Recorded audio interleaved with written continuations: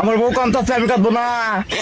আরে বে বোঝেনি তো, ছোট মানুষ, বুদ্ধি তো হয় না এখনো। তাড়াতাড়ি করেন, পুলিশে ঝামেলা হবে। আচ্ছা বেয়াই, আমার মা আমরা পানি ধারে দেখে শুনে রাখেন। আরে বিয়াই, সমস্যা নাই, কোনো টেনশন করেন না, নিজের মেয়ের মতো পালবো।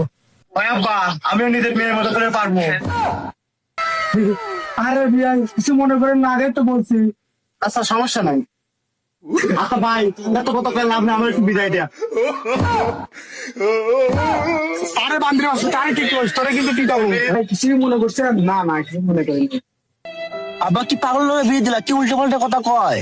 আরে মা, ছোট মানুষ তো, বুদ্ধি শুদ্ধি এনে বড়াইলে ঠিক হয়ে যাবো। তাহলে বিয়ে আর দেরি করা যাবে না। বাবা আসো আসো আসো আসো বাবা। হ্যাঁ আপনি তো যা যা কিনা আপনি থাকেন। তোমার না বসো করে গিয়া তোমার মুখে না ছাপ দিমু।